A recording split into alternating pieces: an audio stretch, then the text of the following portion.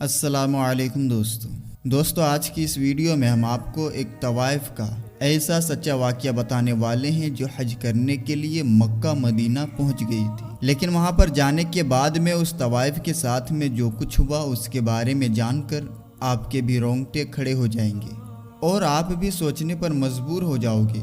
اس لیے آج کی یہ ویڈیو آپ سبھی کے لیے بہت خاص ہے، آپ اس کو آخر تک ضرور دیکھیں اور مہربانی کر کے اسے شیئر بھی کر دیں تاکہ اور بھی لوگوں کے پاس یہ ویڈیو پہنچ جائے۔ تو چلیے دوستو آج کی اس ویڈیو کو شروع کرتے ہیں۔ دوستو آج جو سچا واقعہ ہم آپ کو بتانے والے ہیں یہ واقعہ ماہرہ نام کی ایک طوائف کا ہے جو پاکستان کے سندھ علاقے کی رہنے والی ہے۔ ماہرہ کی زندگی کے 17 سال ایک شریف گھرانے میں گزرے تھے، مگر 17 سال کے بعد میں اسے ایک سلیم نامی لڑکے سے محبت ہو گئی تھی جس نے اسے گھر سے نکال کر گھنگرو چھلکانے پر مجبور کر دیا تھا، جہاں سے واپسی کا کوئی اسے راستہ نہیں مل رہا تھا۔ سلیم نام کے لڑکے نے اسے محبت کے جال میں پھنسا کر کہیں کا نہیں چھوڑا تھا، نہ گھر کا نہ ہی دین اور دنیا کا۔ اب ماہرہ کبھی 500 تو کبھی 1000 روپے ہر روز کمانے لگی تھی۔ ایسے کرتے کرتے ایک دن وہ کوٹھے کی سب سے زیادہ کمانے والی طوائف بن گئی تھی۔ اب اسے باقی طوائفوں کی گرو بھی بنا دیا گیا تھا۔ ہر گزرتی رات اسے جب روندا جاتا تو سلیم کی نفرت اس کے دل میں مزید گہری ہوتی جاتی اور وہ اپنے دل میں سوچتی کہ اس نے جو میرے ساتھ میں کیا ہے اس کی سزا میں اس کو دے کر رہوں گی۔ اس طرح سے وہ ہر روز اپنے دل میں موجود نفرت کو گہرا کرتی جاتی۔ پھر ایک دن اسے اپنا بدلہ لینے کا موقع بھی مل گیا۔ اس نے اپنے ہاتھ میں ایک خنجر لیا اور سلیم کے جسم پر سینکڑوں وار کر دیے۔ ہر وار پر ماہرہ کو اپنا لوٹا جانا یاد آیا، اپنی ماں یاد آئی، اپنے باپ اور اپنے بہن بھائی یاد آئی۔ اب ماہرہ کے دل میں جو نفرت اور انتقام کی آگ تھی، وہ جس مقصد کے لیے جی رہی تھی، آج اس کا مقصد بھی پورا ہو گیا تھا۔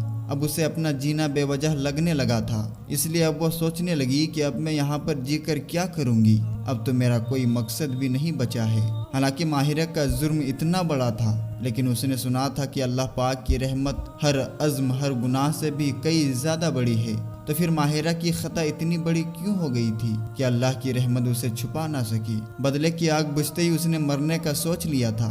اتنے میں ہی آواز آئی کہ اللہ کی ذات سے اتنی مایوس اچھی نہیں بیٹی۔ آواز سنتے ہی ماہرہ نے گردن گھما کر دیکھا تو ایک بوڑھی عورت پاس میں ہی گھاس پھوس اکٹھا کر رہی تھی۔ تو اس بوڑھی عورت نے کہا کہ جا بیٹی اس کے در پر جا کر جھک جا، اس کے در پر تیرے سارے گلے شکوے دور ہو جائیں گی۔ یہ سن کر ماہرہ نے کہا لیکن میں تو بہت گنہگار ہوں، کیا میں اس کے در پر جھک سکتی ہوں؟ پھر ماہرہ نے مایوسی سے اپنی پوری کہانی اس بوڑھی عورت کو سنا دی۔ یہ سن کر بوڑھی عورت نے کہا بیٹی کوئی کتنا ہی بڑا گنہگار کیوں نہ ہو، اگر کوئی سچے دل سے اس کے در پر جھک جائے تو اللہ سب کچھ معاف کر دیتا ہے۔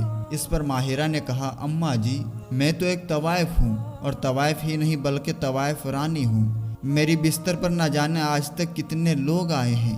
یہ سن کر بوڑھی عورت نے کہا بیٹی اللہ کی رحمت کو بھی اتنا چھوٹا نہ سمجھ جو اس کے آگے جھک جاتا ہے، اگر تیرے گناہ سمندر کے جھاگ کے برابر بھی ہوں گے تب بھی اللہ تجھے معاف کر دے گا۔ اس بوڑھی عورت کی بات نے ماہرہ کو سکون دے دیا تھا۔ پھر وہ عورت چلی گئی، لیکن اب ماہرہ کو جینے کا ایک نئی امید دے گئی تھی۔ اب ماہرہ سوچنے لگی کہ اللہ کا یہ در کہاں پر ہے۔ بس یہی بات سوچتے ہوئے اس نے راستے چلتے ایک لڑکے سے پوچھ لیا تو اس نے بتایا کہ سعودی عرب مکہ مکرمہ میں۔ لڑکے کا جواب سن کر ماہرہ خوش ہو گئی۔ پھر اس نے سعودی عرب جانے کے لیے ساری معلومات لی، سارے کاغذات بنوائے اور آخرکار اس کا سعودی عرب جانے کا دن بھی آ گیا۔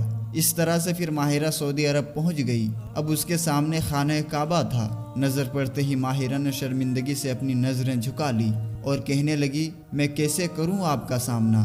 یا اللہ میرے دل کو توفیق دے دے کہ میں بھی اپنے سارے گناہ چھوڑ دوں۔ آنسو لگاتار ماہرہ کی آنکھوں سے بہہ رہے تھے اور وہ لگاتار اپنے رب کی بارگاہ میں دعائیں کرتی جا رہی تھی۔ اتنے میں ماہرہ کسی کی نظروں میں آ گئی۔ وہ سندھ کا ایک بہت بڑا سیٹھ تھا جو پہلے کئی بار ماہرہ کا گراہک بن چکا تھا۔ ماہرہ کو دیکھتے ہی وہ سوچنے لگا کہ کیا زمانہ آ گیا ہے، اب تو طوائف عورتیں بھی عمرہ کرنے لگی ہیں، لیکن میں ایسا ہرگز ہونے نہیں دوں گا۔ یہ سب باتیں سوچتے ہوئے سیٹھ بھول گیا تھا کہ وہ بھی تو ماہرہ کا گراہک بن چکا ہے، لیکن اب وہ اپنے دل ہی دل میں ماہرہ کو وہاں سے نکالنے کا منصوبہ بنانے لگا۔ لیکن شاید وہ نہیں جانتا تھا کہ اللہ تو دلوں کے حال کو بہتر جانتا ہے، اسی وجہ سے شاید اس جیسے گنہگار کو اللہ نے چھوٹ دے رکھی ہے۔ ماہرہ تو پھر بھی اپنے کیے پر دل سے شرمندگی تھی، اسے تو کسی کے دھوکے نے ایسا بنا دیا تھا۔ اللہ بندے کی حج عمرہ کو نہیں دیکھتا ہے بلکہ اس کی نیت اور اس کی معافی کو دیکھتا ہے۔ خیر اگلے دن سیٹھ کو کچھ کام آ گیا، اس لیے وہ وہاں سے کچھ دنوں کے لیے جدہ چلا گیا، اور ادھر ماہرہ اب روز خانہ کعبہ جاتی اور وہاں پر جا کر گھنٹوں بیٹھی رہتی، کبھی حرم شریف کو دیکھتی تو کبھی رو پڑتی تو کبھی واپس چلی جاتی۔ اسی طرح سے ماہرہ کے دن گزرتے چلے گئے۔ ماہرہ کو اب یہاں پر آئے ہوئے 13 سے 14 دن ہو گئے تھے، لیکن ابھی تک اس نے عمرہ نہیں کیا تھا اور نہ ہی اس نے وہاں پر کوئی نماز پڑھی تھی۔ بس صرف حرم میں جانا، وہاں پر بیٹھے رہنا، کبھی رونے لگ جانا اور واپس چلے جانا، اس کا یہی معمول بنا ہوا تھا۔ اللہ اس کے دل میں آہستہ آہستہ ہدایت ڈال رہا تھا۔ پھر ایک دن اچانک ماہرہ کی زبان پر معافی کے الفاظ آ گئے۔ وہ کہنے لگی، یا اللہ یا اللہ۔ اس نے اس وقت وہاں بیٹھے ہوئے سینکڑوں بار اپنے اللہ کو پکارا تھا، ہر بار اسے یہی لگا تھا کہ اللہ نے اس کی پکار کا جواب دیا ہے۔ اس کے دل میں سکون بھرنے لگا تھا، اس کی ہمت بڑھی اور لگا کہ اللہ کو منانے کا یہی وقت ہے۔ اس لیے اگلے دن اس نے خانہ کعبہ کی چادر کو تھام لیا اور کہنے لگی کہ یا اللہ مجھے معاف کر دے، یا تو مجھے اپنی رحمت کی پناہ میں لے لے۔ ماہرہ روتی ہوئی اللہ سے فریاد کر رہی تھی اور اس کے آنسو رب کی بارگاہ میں قبول ہو رہے تھے۔ وہ کہہ رہی تھی، یا اللہ مجھے نہ ٹھکرا، تمہارے سوا میرا اور کوئی بھی آسرا نہیں ہے۔ اے میرے مالک، اگر تو نے بھی مجھے دھتکار دیا تو پھر میں کہاں جاؤں گی؟ ایک ایک آنسو اس کے دل میں موجود برسوں کا دکھ دور کر رہا تھا۔ جب دل کو کچھ سکون ہوا تو پھر وہ واپس چلی گئی، اسی ارادے کے ساتھ کہ وہ اگلے دن عمرہ ضرور ادا کرے گی۔ پھر اگلے دن جب وہ واپس آئی تو وہاں پر اس سیٹھ سے اس کا سامنا پھر سے ہو گیا۔ ماہرہ کو دیکھتے ہی وہ سیٹھ کہنے لگا کہ کیا زمانہ آ گیا ہے کہ اب تو فاحشہ عورتیں بھی عمرہ کے لیے آنے لگی ہیں۔ اس سیٹھ نے دیکھتے ہی اپنی زبان کا خنجر چلانا شروع کر دیا۔ وہ سیٹھ کہنے لگا کہ یہ بات نہ منظور ہے ہمارے لیے، میں تمہیں یہاں سے باہر نکلوا دوں گا۔ بہتر یہی ہے کہ اپنی عزت بچا اور یہاں سے چپ چاپ باہر نکل جا، ورنہ یہاں کے لوگ تمہیں سنسار کر دیں گے۔ سیٹھ نے اپنی زبان کے زہر اگلا تو ماہرہ دنگ رہ گئی۔ وہ سوچنے لگی، تم جیسے لوگ کبھی بھی کسی کو سدھرنے کا موقع نہیں دے سکتے۔ مجھے طوائف بھی تم جیسے مردوں نے ہی بنایا تھا۔ خدا کے لیے مجھے عمرہ کرنے دو، تاکہ کل قیامت کے دن جب مجھ سے خدا پوچھے گا کہ مجھے راضی کرنے کے لیے تم نے کیا کیا تھا، تو اس وقت میرے پاس اس کا تھوڑا سا تو جواب ہو۔ میں تمہارے آگے ہاتھ جوڑتی ہوں، مجھے عمرہ کرنے دو۔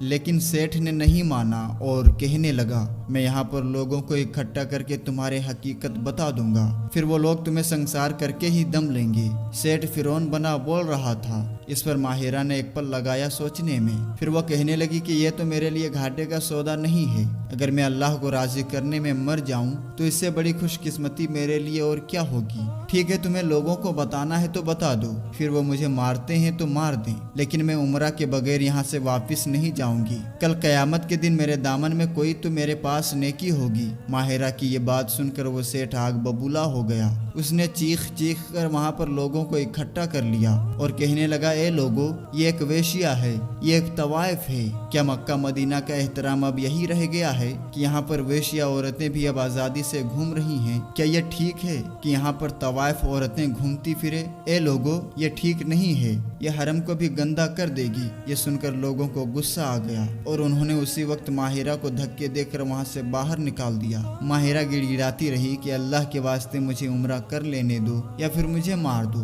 ماہرہ روتے ہوئے ان سے فریاد کر رہی تھی، مگر وہاں پر کوئی بھی اس کی نہیں سن رہا تھا۔ ان لوگوں نے اسے حرم سے باہر نکال دیا۔ ماہرہ روتے ہوئے فریاد کر رہی تھی، یا اللہ میرے نامہ اعمال میں ایک نیکی درج ہونے دے۔ بس وہ ایسے روتے ہوئے دعا کرتے ہوئے وہیں زمین پر بیٹھ گئی اور اس کی آنکھ لگ گئی۔ اسی رات سب لوگوں نے ماہرہ کو جنت کے باغوں میں ٹہلتے ہوئے دیکھا اور ادھر سیٹھ کی زبان ٹیڑھی ہو گئی، اور جن لوگوں نے ماہرہ کو دھکے دیے تھے ان کے ہاتھوں پر زخم بن گئے، ان میں جلن ہونے لگی۔ اگلے دن شور کی آواز پر ماہرہ کی آنکھ کھلی تو اس نے دیکھا کہ سب لوگ اس کے پاس میں جمع ہیں۔ پھر وہ لوگ اسے عزت کے ساتھ حرم شریف کے اندر لے گئے، اس سے عمرہ کروایا اور اس سے معافی مانگی۔ بے شک اللہ اپنے بندوں پر بڑا مہربان اور رحم کرنے والا ہے، وہ کبھی بھی کسی کی صدا کو رد نہیں کرتا ہے، بالکل ویسے ہی جیسے اس نے ماہرہ کی صدا کو سنا ہے۔ اسی وجہ سے تو اسے اپنے گھر کی طرف بلایا۔ بے شک اللہ تعالیٰ بڑا مہربان اور رحیم و کریم ہے،